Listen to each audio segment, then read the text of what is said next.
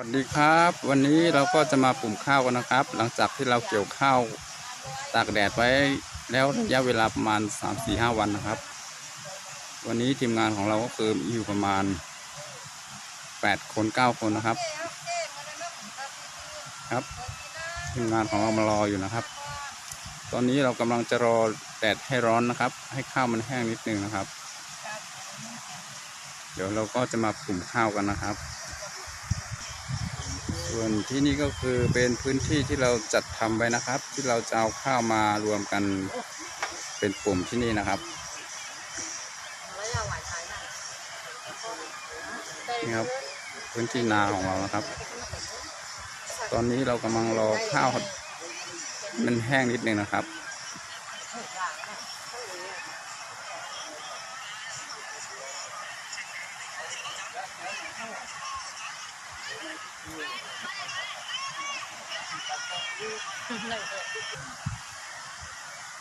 ครับคนที่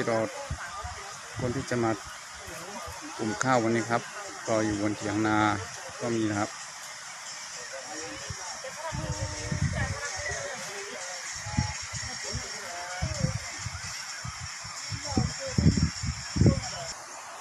เราจะทำพื้นที่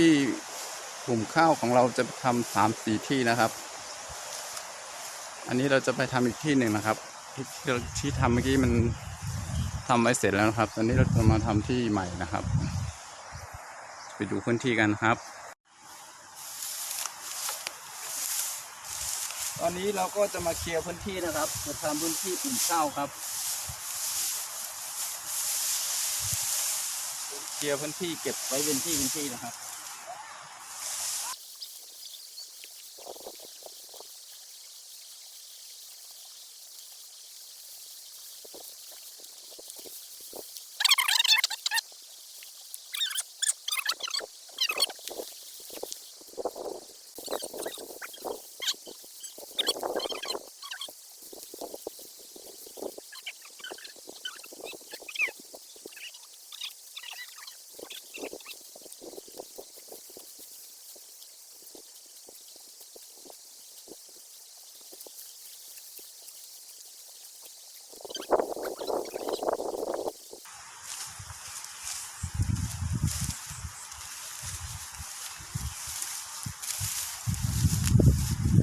ตอนนี้เราก็เคลียร์พื้นที่เสร็จแล้วนะครับเรากำลังตัดต้นตอข้าวนะครับเดี๋ยวเราก็จะเอาเสื่อมาปูตรงนี้ไว้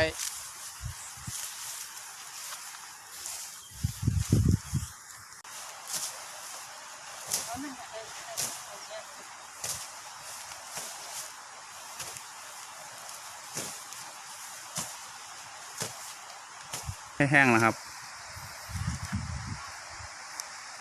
เราต้องรอสักพักนะครับคนทีมงานที่มากับเราก็พักเหนื่อยพักแรงกันอยู่ที่เถียงนานะครับวันนี้สภาพอากาศดีมากครับแดดร้อนครับ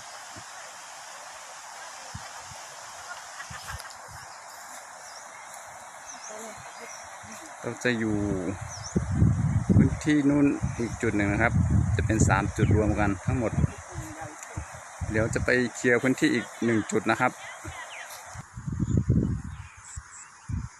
ก็เรากำลังจะเริ่มปลูกข้าวแล้วนะครับทีมงานของเรากำลังเดินกันมานะครับข้าวของเราเริ่มจะแห้งแล้วนะครับ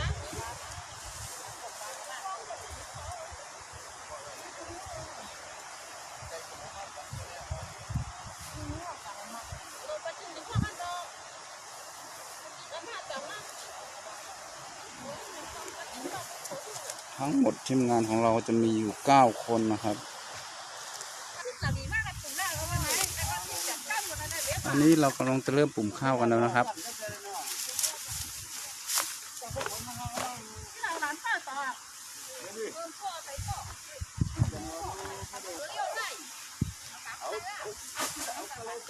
เอากระดังตาได้ลงกับแถวที่นั่นในโกดังตาให้เล่นจักหวันในเอาไปด้วยเอาต้องไปเลยของตัวละได้แค่นั้นเลยอ่ะทุกช่วงอะไรเขาบอกเขาบอกตรงนี้แบบที่มัน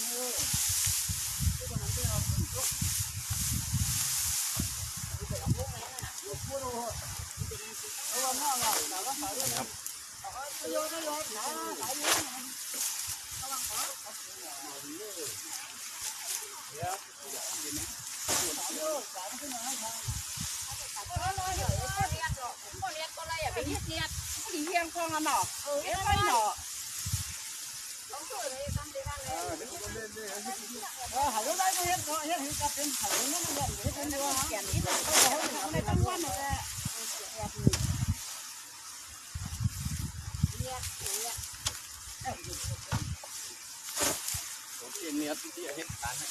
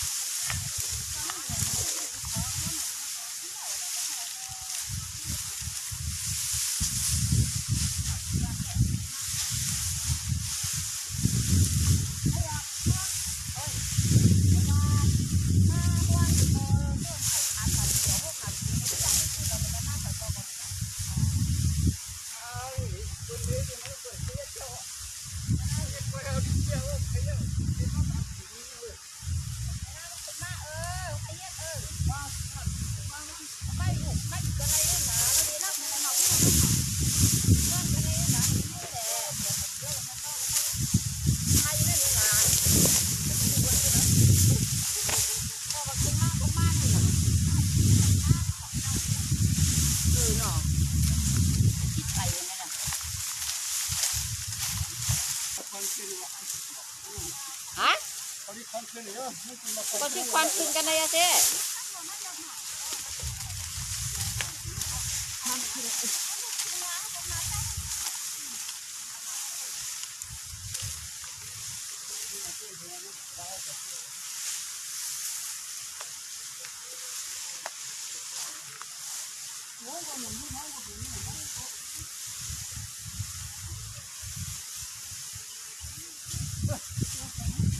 บ้านพระเจ้าพระเจ้าก็ไม่ได้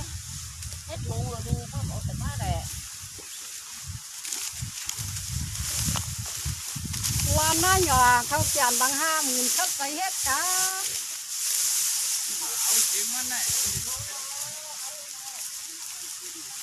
เด็กก็ใส่เสียงไข่ไว้เลยนะจิ๊บ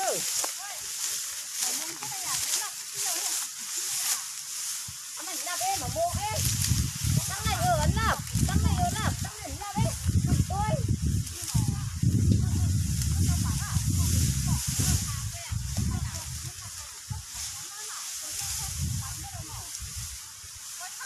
บาทต้องเจ็ดพักเนี่ย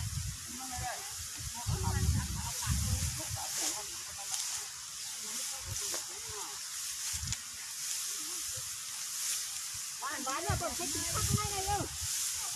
มันก็บนเชียร์ไปบ้านเลยอ่ะนั่นไม่ต่างอย่างถึงที่ตัวถ้าเป็นที่หน้าสองตรงแจ้งเอาเนี่ยแหละตาบอกเนี่ยนี่ก็หายาก็หายาเพราะว่าเอาวันแต่ละเที่ยก่อนเพราะว่าเพราะว่าไม่น่ามาหน้าตรงเดี๋ยวที่เอาวันกันถ้าเนี่ยมันมีสองตรงแหละติจังเอาล่ะนั่งนี่ก็มีเชียงเลยบอกว่าเอาอันนั้นล่ะจังเอาล่ะก็ขึ้นท้ายไม่อ่อนยิ่งก็เลยหน่อฟังที่อ้วนแล้วก็ทาง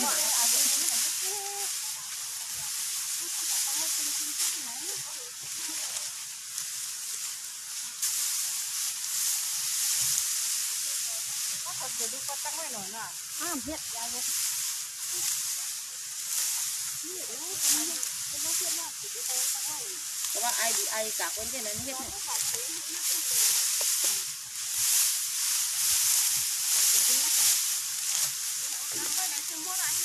ไม่ถึงหมดเนาะ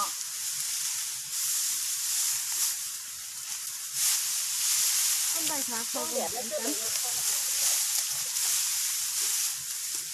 ยคนมีต้นเนี่ยหมูอ่ะหมูได้กูปลาจิ๋งก้นกินน้ำหนักไอ้ได้จีเนาะบ่มนอนไปไงกินนอนไปเนาเย็นนอนไปก็นอนไปแต่เด็กก็ให้เรากินไหนหรอกก็ตรงเขากราบเพ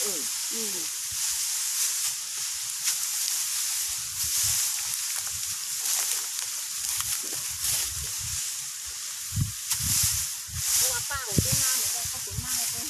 ไปทำถึงว่าก็ออกมาเนี่ยก็ยาวยังก็เป็นได้กินข้าวตอนเที่ยงก็โอ้ยาวเลยโอ้ยแถวที่นั่นตั้งตาก็ให้ก็เอามือน่ะเดี๋ยวมือคนนี่น่ะนั่นเลยได้ดูขึ้นมาเลยได้มาเป็นมันที่ของคน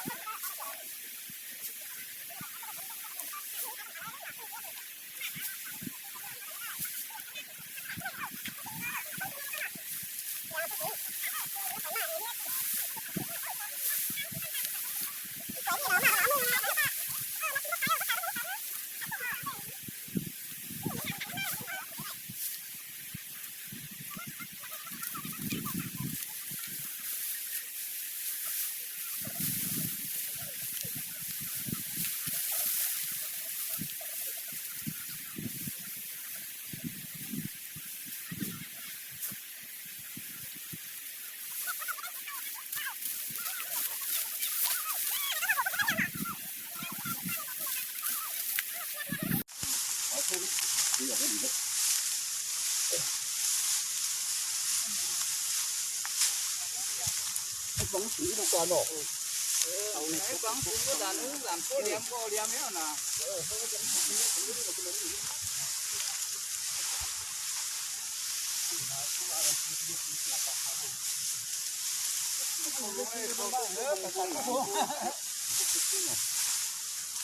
นับกันบนเต็กของกายในตกเย็นใส่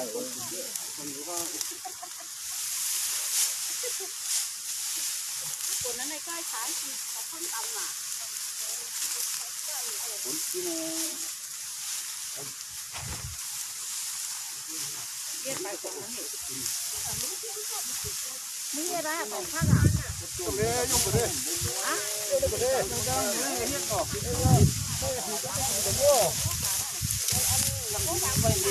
này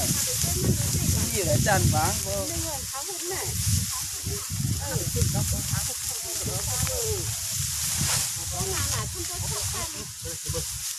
เจ้าอ่ะถ้าใครอุกตุกันทำมาเนาะทำมาไปอุกไว้มาน่ะ ya haผมเป็นเขาเด็กเขาไม่เด็ก น่ากะลืมลมลืมน้ำดีๆน้ำกัดเย็นในใกล้อุก ที่ชนน่ะสั่งไปชิวฮาป่าวlấy đứa về cái này cả đó phải đấy คือว่าเขามีนาการว่า cô đâyสั่งtặng côเขาได้สั่งtặng cô này có côนั่นเขาสั่งนั่นออกมาอย่างไรเขาอยากไปขึ้นหลังร้านเทียนกล้องหน่อยว่าไหนมั้ย ก็ว่าพวกมันเป็นที่นาการฮะอุกกันกันเลยค่ะเราไปกันมากแต่อุกกันยืมคนมากก่อนเลยค่ะ เหมือนในมือphụcมือฮื้อเจตัน มาอุกก็ค่ะ แต่ใครสั่งเยอะไหมไม่เจอมาหาเงินจ่ายก็เงินเด่มใช่ป่ะมีเด่มใจมีอยู่มาหาเงินบนตัดตัวจ่ายก็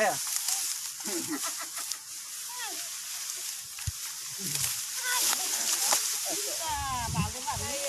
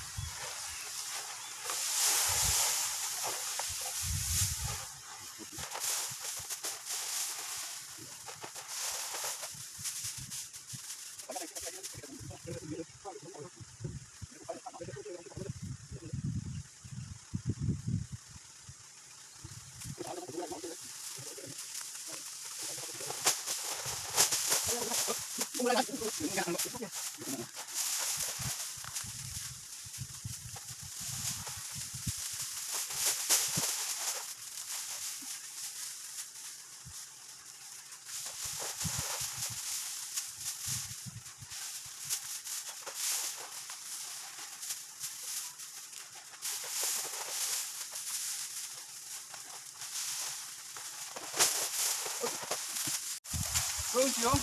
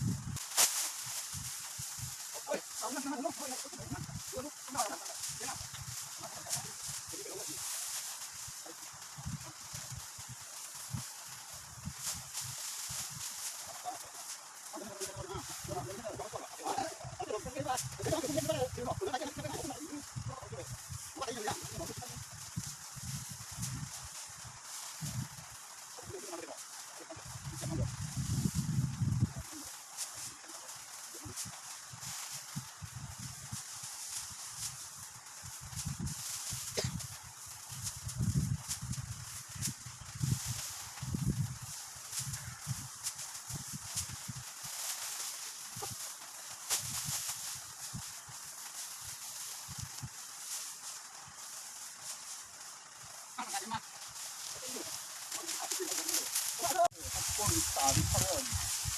ai lấy không chịu khảo với con con con con con con con ơi không chịu đi ai đi không phải đi không đi không con đi con con năm mươi chỉ cái này ai đi sợ ai đi cái gì đó là nhà của không vào rồi không có tiền rồi ngày theo một tay mấy con chuyện được rồi không phải Đây, nhắm mắt vào, bây giờ. Đi nữa, đây.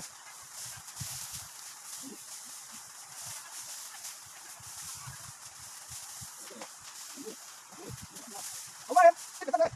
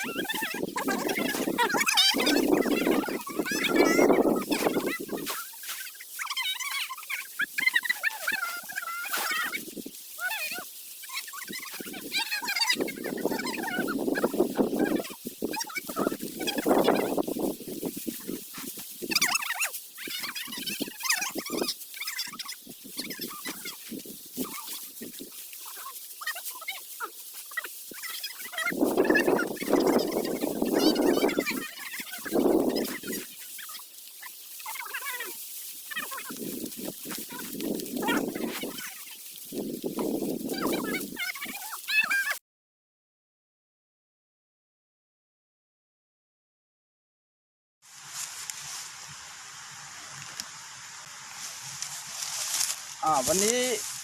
เราก็จะมาโม่ข้าวกันนะครับนี่ครับกองข้าวของเรา นี่ก็จะเป็นกองข้าวขนาดเล็กนะครับ เราจะโม่จะใช้เวลาประมาณ3 ชั่วโมงนะครับถ้าฝนไม่ตกนะครับถ้าถือว่าฝนตกเราก็จะหยุดไว้นะครับนี้เราก็กำลังจะมาปูเสื่อนะครับปูเสื่อโม่ข้าวบนเสื่อนี้นะครับมาปูเสื่อกันนะครับ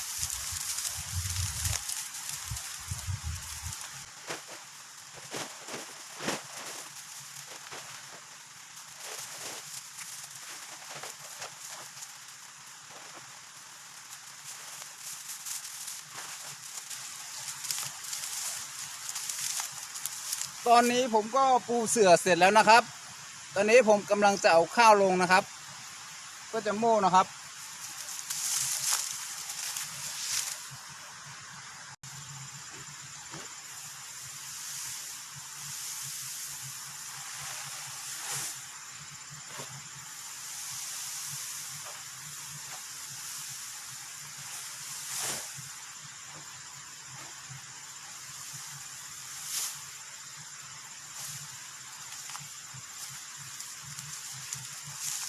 ตอนนี้ผมก็เอาลงเสร็จแล้วนะครับผมจะไม่เอาลงเยอะนะครับเพราะว่า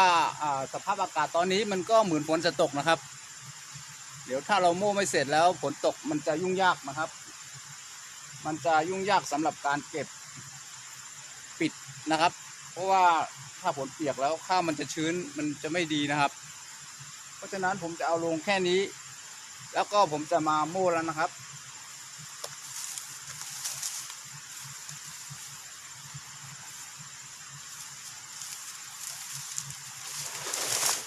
ส่วนอันนี้ก็คือเป็นเข้นะครับที่เราจะมาวางแล้วก็เอาข้าวมาเนี่ยครับมาโม่ใส่บนนี้นะครับเพื่อจะให้ข้าวเนี่ยตกหล่นได้ง่ายขึ้นนะครับอันนี้ก็คือเข้นะครับที่รองนะครับที่รองการโม่ข้าวนะครับ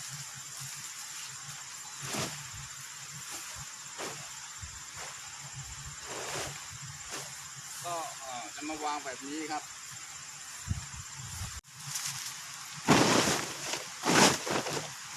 ตอนนี้ผมก็จะเริ่มโม่ข้าวแล้วนะครับเดี๋ยวมาดูกันนะครับว่าโม่ข้าวแบบไหนนะครับเราจะเอาโม่แบบโบราณนะครับ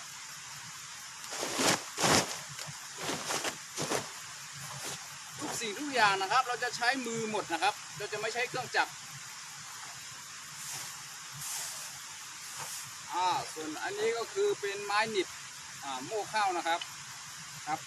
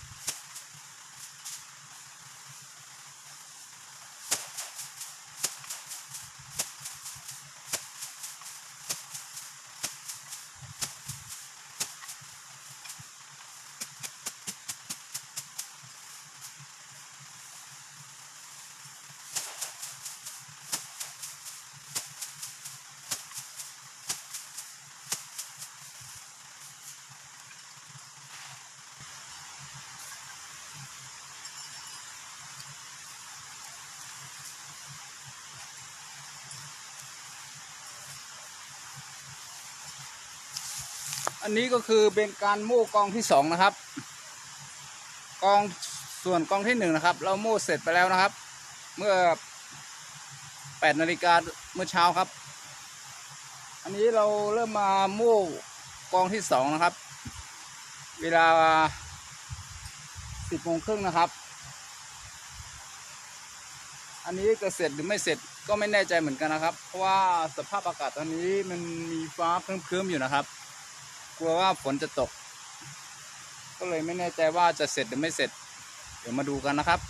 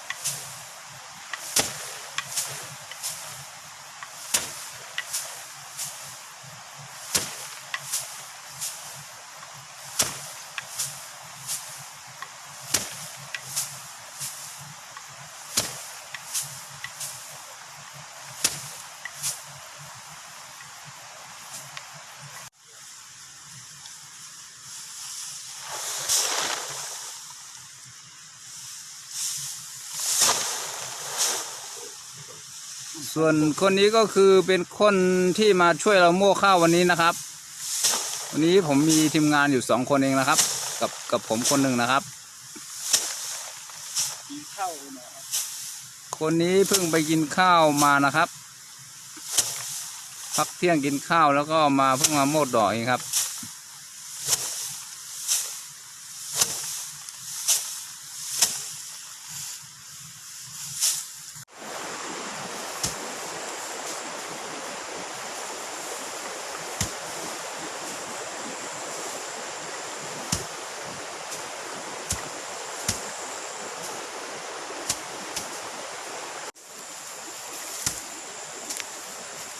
ตอนนี้เรามั่วข้าวใกล้เสร็จแล้วนะครับเหลืออีกนิดเดียวนะครับเราใช้เวลามั่วมามีประมาณ3 ชั่วโมงนะครับวันนี้เรามีคนมามั่วช่วยมี2 คนครับ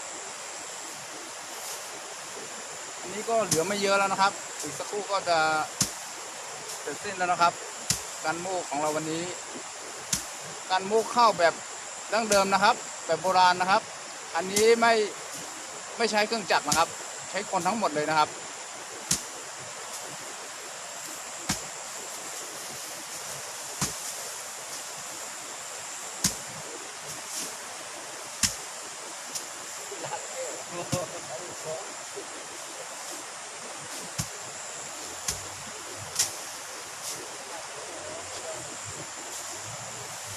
สุดท้ายเหมือนได้ก็เข้ามาทุกเขาครับเป็นข้าวเจ้าค่ะได้เป็นข้าวเจ้าแก่นนะครับมือกันเหมือนได้ก็มีเขาคน2 ก้อค่ะมาเจอกันทุบเจอข้าวยามหมอก2 หลีกค่ายค่ะ2 หลีกควายแล้วก็จำตีเย้าอ่องก็ค่ะเนาะเขาก็บริเวณน้ำว่าตีเย้าค่ะก็มาปัวเย้าในก็เขาดีเก็บเบอร์ยุงไงแล้วใส่ขี้ยุงไงก็มาก็เขาเดียวเขาในตากไว้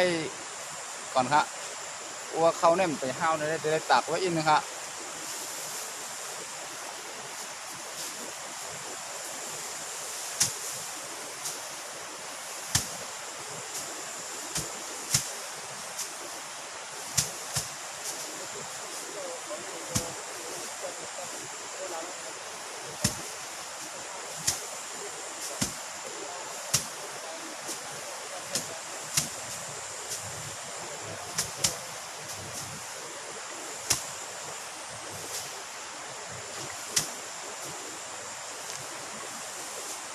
หลังจากที่เราโม่ข้าวเสร็จแล้วนะครับ เราก็จะเก็บกวาดข้างในให้สะอาดนะครับ แล้วก็เราจะเอาข้าวนี้ตากแดดไว้ให้แห้งนะครับ ให้ข้าวไม่มีความชื้นนะครับ แล้วก็จะเอาข้าวใส่ถุงกระสอบ แล้วก็จะขนกลับบ้านนะครับ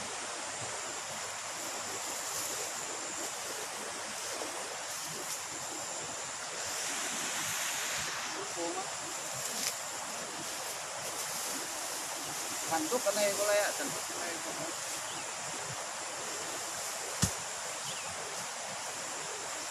นะมึงว่าอันนี้หลับเต้าเสียตัวกลับมากินด้วยนะ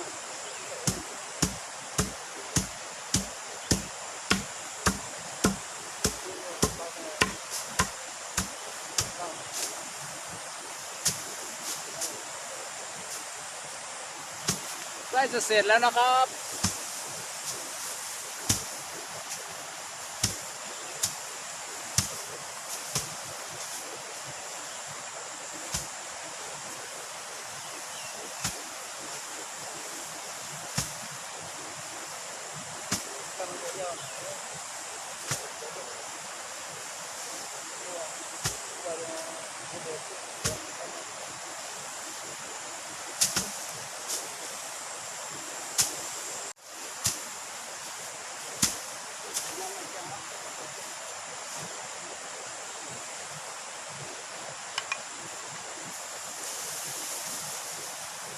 อันนี้ก็คือวิธีการใช้แบบโบราณนะครับ อันนี้ภาษาไทยใหญ่เรียกว่าไม้แก้งนะครับ แต่ภาษาไทยเรียกว่าอะไรผมก็ไม่รู้นะครับ ถ้ามีใครรู้ก็ช่วยคอมเมนต์เข้ามาบอกหน่อยนะครับ วิธีการใส่ก็คือแบบนี้ครับ ครับมาแบบนี้ครับรัดแบบนี้ครับ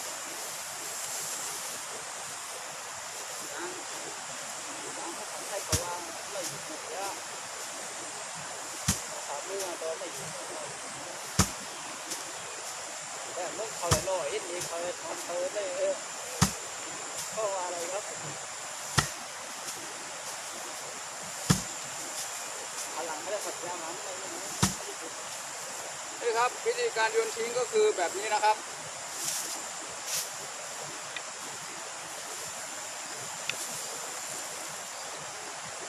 แบบนี้นะครับใช้มาตั้งแต่โบราณนะครับแล้วก็จะสืบทอดกันมาจนถึงวันนี้ยังไม่ทิ้งนะครับ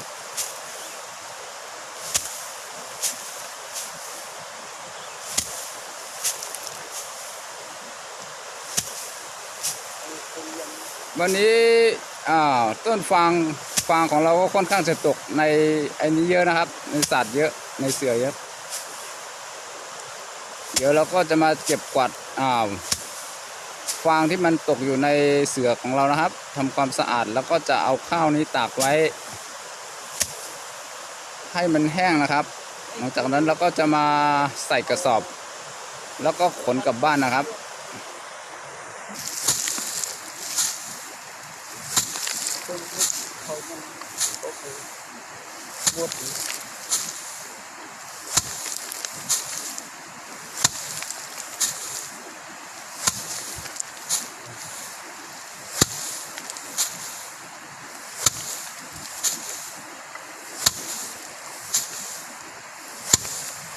รู้นี่สิครับอันนี้คือวิธีเอาพันธุ์ข้าวโยนทิ้งครับ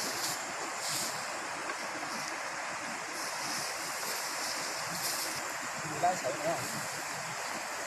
รู้ครับวิธีเอาไม่หยิบใส่พันธุ์ข้าวอย่างนี้ครับ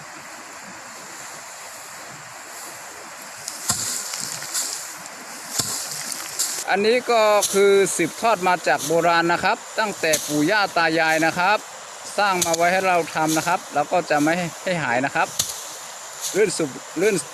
รุ่นนะครับเราจะช่วยกันเก็บรักษาวัฒนธรรมของประเพณีของเราไว้นะครับ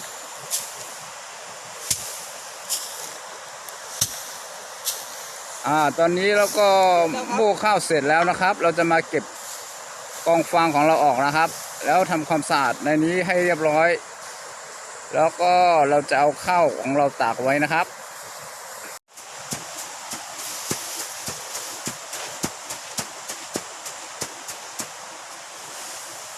เจ๊กันบางๆไม่เจ๊เราก็เลยเจ๊ฟางเฮ็ดเจ๊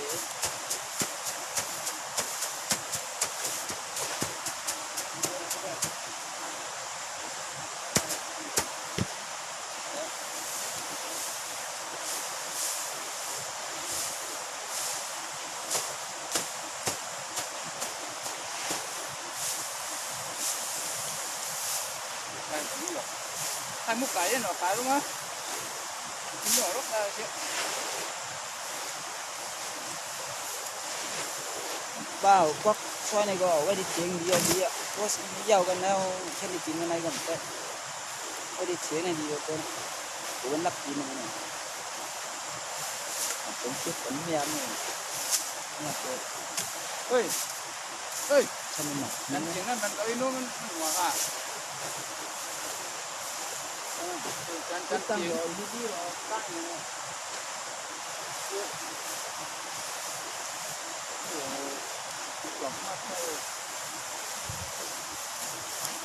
Mình đi phun, làm Đi phun à? Tao nữa đi phun nữa. có thể vào phá này tươi trong phun nằm ấp mà, một cây áo nằm xuống chín tao nè.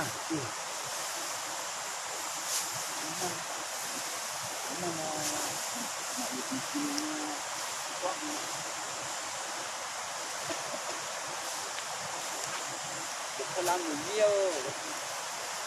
này tham ăn này, này có làm được nhiều lắm. Không à, phải tăng này, tăng chín này. Ôi cái vi đây mà. Cô hạt đá đấy.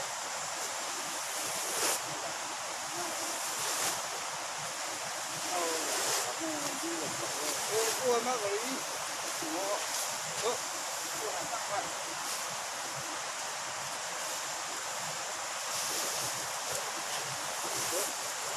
Hạt đi bạn.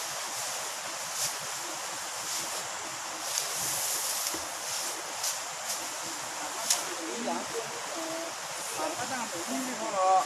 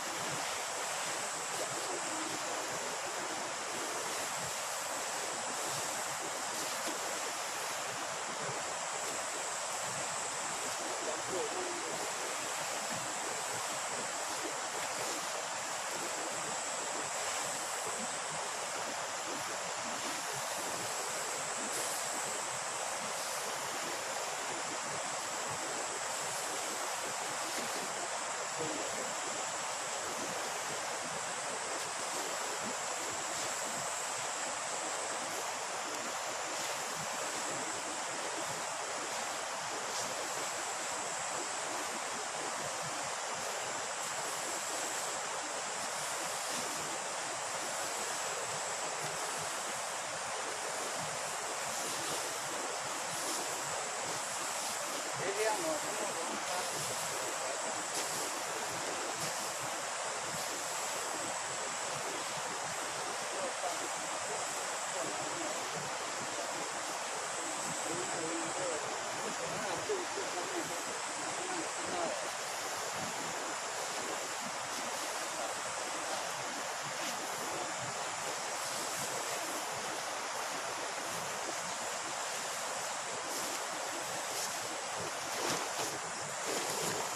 ตอนนี้ก็เราเอาพั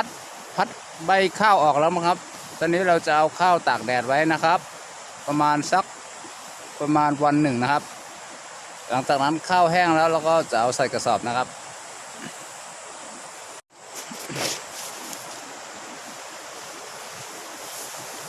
ตอนนี้เราก็ใช้พัดนี้ทำความสะอาดข้าวเรียบร้อยแล้วนะครับหลังจากนี้เราก็จะพักตากแดดไว้นะครับ ประมาณ1 วันนะครับ ถ้าตากแดดได้เวลา1 วันแล้วเราก็จะเอาข้าวเนี่ยครับใส่กระสอบหลังจากนั้นเราก็จะขนข้าวนี้กลับบ้านนะครับ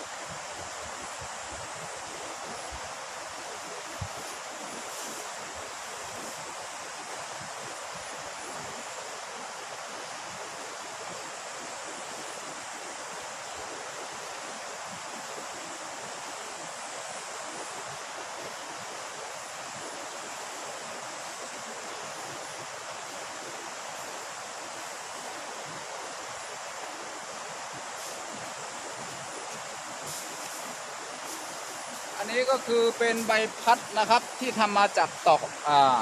กนะครับจากสารมาจากไม้ไผ่นะครับ ไม้ไผ่ใบพัดแบบนี้ก็คือทำมาตั้งแต่รุ่นโบราณนะครับ ถึงมารุ่นนี้ก็ยังไม่ทอดทิ้งนะครับ ยังเก็บไว้ใช้อยู่เหมือนเดิมนะครับ มันก็ยังใช้ดีอยู่นะครับ แต่ค่อนข้างจะเหนื่อยนะครับ แต่เหนื่อยมันก็ได้กำลังแขนเหมือนกันนะครับ อันนี้มันก็ดีอยู่นะครับ ถ้าเราใช้พัดแบบนี้มันก็จะได้กำลังแขนตรงนี้นะครับ ถ้าเกิดว่าเราใช้เครื่องจักรนะครับน้ำมันก็สิ้นเปลืองตอนนี้ราคาน้ำมันก็แพงขึ้นนะครับ ตอนนี้เราหันกลับมาใช้อย่างที่ปู่ย่าตายายเราทำมานะครับ แล้วก็จะไม่สิ้นเปลืองพลังงานนะครับ หลังจากที่เราโม่เสร็จแล้วนะครับเราก็จะตักเข้าไว้ระยะ1 วันนะครับสวัสดีครับกลับแล้วครับลาไปก่อนนะครับ